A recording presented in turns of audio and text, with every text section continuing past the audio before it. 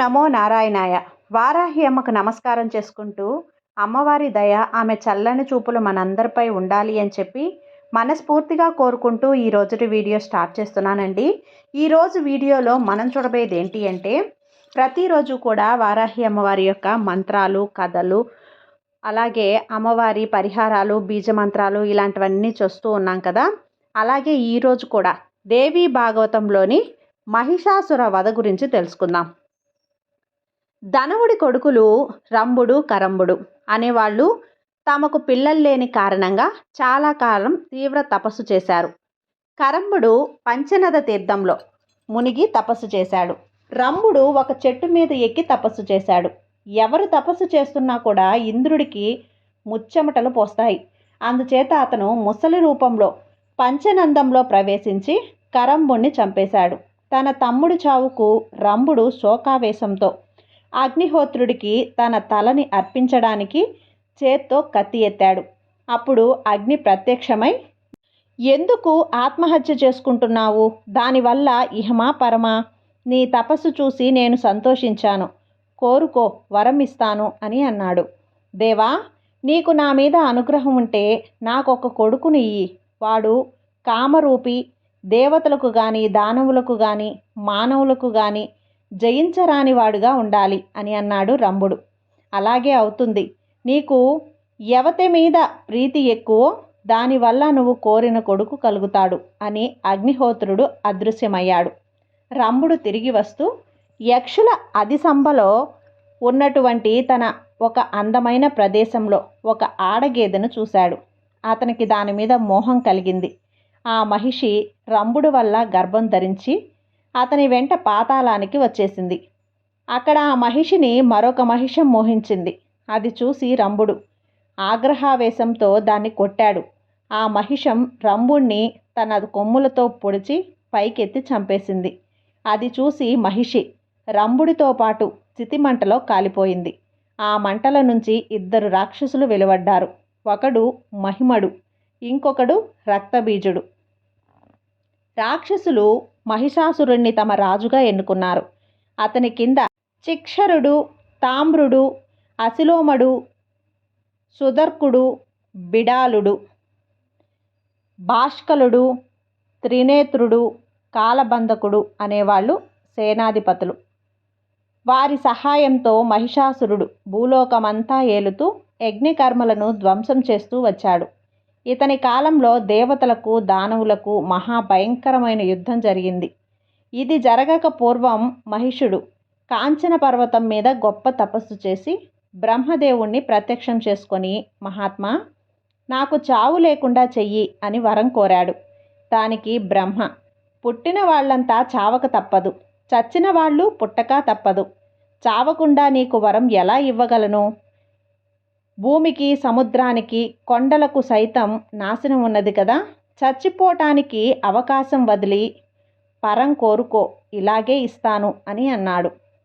అప్పుడు మహిషుడు, ఆడది ఎలాగో నన్ను చంపలేదు కనుక దేవతలలో కానీ, దానవులలో కానీ, మానవులలో కానీ ఏ పురుపడి చేత నాకు చావు లేకుండా అనుగ్రహించు అని బ్రహ్మను కోరాడు.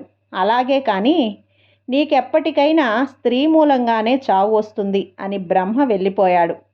ఆ వరం పొంది ఉన్న మదంతో మహినుడు స్వర్గాన్ని ఆక్రమించాలన్న ఉద్దేశంతో ఒక సేవకుణ్ణి పిలిచి, ఇంద్రుడు నాతో యుద్ధమే చేస్తాడో, నా శరణజొచ్చి నాకు స్వర్గం ఇచ్చేస్తాడో స్పష్టంగా కనుక్కొనిరా అని అన్నాడు. మహకుడి దూత స్వర్గానికి వెళ్ళి ఇంద్రుణ్ణి చూసి, దేవేంద్ర, నేను మహిమడి దూతను. ఆయన పంపగా నిన్ను అడగవచ్చాను. నువ్వు లేనిపోని అత్యాశలకు పోక నీ నగరాన్ని మహిగడుకి వశం చేసి ఆయన సేవకుడిగా ఉంటావా, లేక ఆయనతో యుద్ధానికి దిగుతావా? ఏదో ఒక నిర్ణయం చేసి చెప్పు అని అన్నాడు. ఓరి మదాంధుడా, నీ యజమానికి అంతగా కళ్ళు నెత్తికెచ్చాయా? నా ఎదుటికి వచ్చి నాతో ఇలా మాట్లాడతావా? వాడి సంగతి నేను చూస్తాను. దూతవు గనుక బతికావు. నువ్వు తిరిగి వెళ్ళి నేను చెప్పానని ఇలా చెప్పు. ఒరే దున్నపోతా, యుద్ధంలో నన్ను జయించాలన్న కోరిక నీకు పుట్టిందా? గడ్డి తెగమేసి కొవ్వు ఉన్నావా? నువ్వు మొద్దు రూపునవి, నాకు తెలుసు. నీ కొమ్ములు పీకి ధనుసు చేసుకుంటాను, ఏమనుకుంటున్నావో అని అన్నాడు ఇంద్రుడు. దూత మహిషుడి వద్దకు తిరిగి వెళ్ళి, ఇంద్రుడు నిన్ను లక్ష్యపెట్టక ఏమేమో మాట్లాడాడు అని చెప్పడానికి నాకు భయంగా ఉంది. నీకు తృప్తి కలగడానికి అబద్ధం ఎలా చెప్పను అంటూ ఇంద్రుడి సందేశం చెప్పకుండా చెప్పాడు. మహిషుడికి పట్టరాని ఆగ్రహం వచ్చింది. అతను తోక జాడించి ఎర్రని కళ్ళు తిప్పుతూ, ఈ ఇంద్రుణ్ణి చంపాలా వద్దా? వాడనగా ఎంత? వాది ప్రతాపం ఎంత? మెత్తని వాళ్ళ దగ్గర, ముక్కు మూసుకొని తపస్సు చేసుకునే వాళ్ళ దగ్గర, ఇతరుల భార్యల దగ్గర చెల్లుతుంది. అంతేకాని యుద్ధం చేయటం అంటే అప్సరసలను చంపి తపోభంగం చేయించటం అనుకుంటున్నాడా? 1,000,000 మంది ఇంద్రులు వచ్చినా చీల్చి చెండాడుతాను.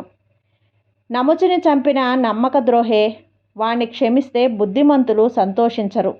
వీడే అనుకుంటే వీడికి తోడుగా ఉండే విష్ణువు ఇలాంటివాడే.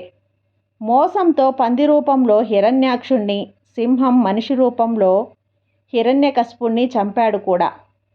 ఇతన్ని విష్ణువును నమ్మటం ప్రమాదకరం అని అన్నాడు. అతను అష్టదిక్పాలకులను, దేవతలను జయించి వారనుభవించే సుఖాలన్నీ రాక్షసులకు అందజేసే నిశ్చయించి తన సేవకులతో, నన్ను ఏ మగవాడు జయించలేడు. మీరెక్కడెక్కడ ఉన్న రాక్షసులను యుద్ధానికి సిద్ధం చేయండి.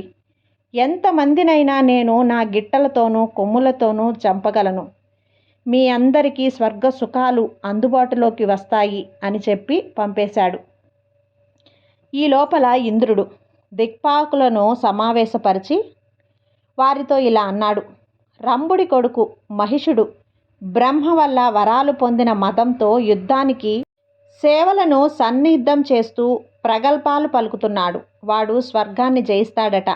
మహిషుడికి సేవకుడిగా ఉంటాడో యుద్ధమే చేస్తావో తేల్చుకోమని వాడి దూత వచ్చి చెప్పిపోయాడు. అందుచేత మనం ఏం చేయాలో తేల్చి చెప్పండి.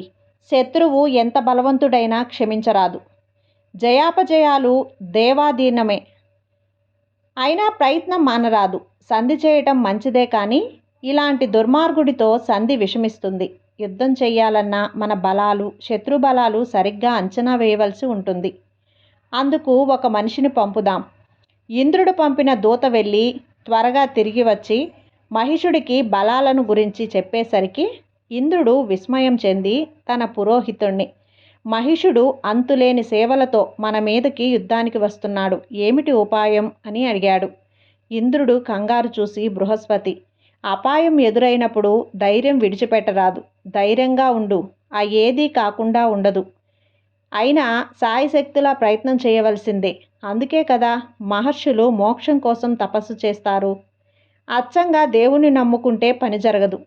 మనం ప్రయత్నం మనం చేసినా ఫలితం కలగపోతే అది దైవికం అని అన్నాడు. దానికి ఇంద్రుడు, దేవా, ప్రయత్నించక పని జరగదు. యతులకు విజ్ఞానము, బ్రాహ్మణులకు తృప్తి ఎలాగో రాజులకు కూడా శత్రు సంహారం అలాగా. నువ్వు అనుకూలంగా సలహా ఇస్తే నేను యుద్ధయత్నం చేస్తాను. నాకు నువ్వు వజ్రాయుధము, హరిహరాదుల సహాయాలు అన్నాడు. బృహస్పతి ఇంద్రుడితో, నేను నిన్ను యుద్ధం చేయమని కానీ వద్దని కానీ సలహా చెప్పను. నన్ను మీరంతా మహామేధావి అంటారు. కానీ చంద్రుడు నా భార్యను ఎత్తుకుపోతేనా నా తెలివితేటలు ఎందుకు పనికొచ్చాయి చెప్పండి. అందుచేత మీ బుద్ధికి తోచిన ఉపాయాలు ఆలోచించండి అని అన్నాడు. అప్పుడు ఇంద్రుడు బ్రహ్మను శరణు కోరి వచ్చి, మహిముడు అనేవాడు మదించి స్వర్గం మీదకి సైన్యంతో దండెత్తి వస్తున్నాడు. వాడి నుంచి నాకు చాలా భయం కలుగుతుంది. నా దురవస్థ చూడు అని అన్నాడు. ఇంద్రుడి మాటలు విని బ్రహ్మ, మనం శివుణ్ణి, విష్ణువును వెంట పెట్టుకుని యుద్ధం చేయటం మంచిది. ముందు కైలాసానికి పోదాం. ఇద్దరూ కలిసి శివుడి వద్దకు వెళ్ళి సంగతి చెప్పారు. తర్వాత ముగ్గురూ కలిసి విష్ణువు వద్దకు వెళ్ళారు. అందరూ కలిసి మహిమతో యుద్ధం చేయటానికి నిర్ణయం చేసేది. హంస మీద బ్రహ్మ, గరుత్మంతుడి పైన విష్ణువు, ఎద్దు మీద శివుడు, నెమలి మీద కుమారస్వామి, ఏనుగు మీద ఇంద్రుడు ఎక్కి యుద్ధానికి బయలుదేరాడు. దేవసేనలు, రాక్షస సేనలు ఒకదానికొకటి ఎదురున్నాయి. యుద్ధం భయంకరంగా సాగింది. ఎంత శౌర్య పరాక్రమాలు ప్రదర్శించిన దిక్పాలకులు, ఇంద్రుడు త్రిమూర్తులు మహిముడి ధాటికి తట్టుకోలేక చివరకు పారిపోయారు. స్వర్గం మహిముడి వంశమైంది. మహిముడు ఇంద్రుడి ఆసనం మీద కూర్చొని పదవులన్నింటా తన రాక్షసులను నిలిపి దేవతల ధనాగారాలన్నీ స్వాధీనం చేసుకొని స్వర్గ సుఖాలు అనుభవిస్తూ పాలించసాగాడు. దేవతలు కొండలు గుట్టలు పట్టిపోయారు. అష్ట కష్టాలు పడ్డారు. ఇలా కష్టాలు పడలేక దేవతలు ఒకసారి బ్రహ్మ కొలువుకు వెళ్ళి ఒక్క మహిషాసురుడు మనందరినీ జయించి మాకు ఎటువంటి దుస్థితి తెచ్చిపెట్టాడు కదా, తండ్రి వంటి వాడివి మా దుస్థితి ఎందుకు చూడవు, సర్వజ్ఞుడివి మా గతేమిటి అని వాపోయారు. నన్నేం చెయ్యమంటారు, వాడు తనను ఏ పురుషుడు చంపకుండా వరం పొందాడు. వాణ్ణి చంపితే ఎవరైతే అయినా సరే ఆడదే చంపాలి. మన ముందు శివుడితోనూ తర్వాత విష్ణువుతోనూ ఆలోచించుదాం అని అన్నాడు బ్రహ్మ. దేవతలందరూ కూడా బ్రహ్మ వెంట శివుడి వద్దకు వెళ్ళారు. ఏం పని మీద వచ్చారు అని శివుడు వారిని అడిగాడు. నీకు తెలియందేముంది, మహిషాసురుడు స్వర్గం ఆక్రమించి ఇంద్రుణ్ణి దేవతలను అష్టకష్టాలు పాలు చేశాడు. వాళ్ళు తమ గతి ఏమిటని అడుగుతున్నారు అని అన్నాడు బ్రహ్మ. శివుడు చిరునవ్వు నవ్వి, దేవతలకు ఈ అనర్థం కలిగించింది నువ్వే కదా, నీ వరం వల్ల వాణ్ణి ఏ మగవాడు చంపలేడు. మరి వాణ్ణి చంపడానికి ఏ ఆడదాన్ని పంపుదాం, నీ భార్యను పంపుతావా, నా భార్యను పంపనా, లేక ఇంద్రుడి భార్యను పంపుదామా? మన భార్యలలో ఒకరే కూడా యుద్ధం చేయగలది కాదే. అందుచేత ఏం చేస్తే బాగుంటుందో విష్ణువును అడుగుదాం, అతను నాకన్నా తెలివిగలవాడు అని అన్నాడు. అందరూ కలిసి విష్ణువు వద్దకు వెళ్ళారు. వాళ్ళు వచ్చిన పని విని విష్ణువు, మనమందరము మహిషుడితో యుద్ధం చేసి ఓడిన వాళ్ళమే కదా, వాణ్ణి ఆడదే చంపాలంటే మనందరి తేజస్సులోనూ ఒక స్త్రీని తయారు చేసి ఆమెకు మన ఆయుధాలనిచ్చి ఆమె చేత మహిముడితో యుద్ధం చేయించాలి అని అన్నాడు. విష్ణువు ఇలా అంటూనే దేవతలందరి నుంచి రకరకాల తేజస్సును వెలువడిచి ఆది క్రమంగా ఏకమై 18 చేతులు గల స్త్రీమూర్తిగా తయారైంది. దేవతలు ఆమె చేతులలో తమ తమ ఆయుధాలు ఉంచారు. ఆమె దేవతలతో భయపడకండి, ఆ రాక్షసుణ్ణి నేను చంపుతాను అంటూ సింహనాదం చేసింది. దాన్ని విని మహిషుడు, ఎవరు ఈ ధ్వని చేసింది, వెళ్ళి వాణ్ణి పట్టి తీసుకురండి, నా చేత చావు దెబ్బతిన్న దేవతలకు ఇంత సాహసం ఉండదే అని అన్నాడు తన వాళ్లతో. వాళ్ళొచ్చి మహాదేవి అవతారం చూసి బెదిరిపోయి, మహిగుడితో ఎవరో సింహం ఎక్కి వచ్చింది, ఒంటి నిండా ఆభరణాలు, 18 చేతులతో ఆయుధాలు అని చెప్పారు. మహిషుడు తన మంత్రితో, ఎలాగైనా ఆ స్త్రీని తీసుకురా, నా పట్ట మనిషిగా చేసుకుంటాను అని అన్నాడు. మంత్రి వచ్చి దూరంగా నిలబడి దేవితో, అమ్మా నువ్వెవరు, ఇక్కడికి ఎందుకు వచ్చావు, సర్వలోక పాలకుడు మహిషాసురుడు నిన్ను కోరుతున్నాడు అని అన్నాడు. దేవి చిన్నగా నవ్వి, వాణ్ణి చంపడానికే వచ్చాను. నువ్వు మంచివాడిలా ఉన్నావు, నిన్ను చంపను, మీ ఏలికకు నేను వచ్చినానని పని చెప్పు అన్నది. మహిషుడు తన మంత్రి మాటలు నమ్మలేక రాయబారానికి తన సేనాధిపతిని త్రాముణ్ణి పంపాడు. దేవి వాణ్ణి చంపింది. అంతటితో మహిముడి ప్రేమ ఘట్టం అంతమైంది.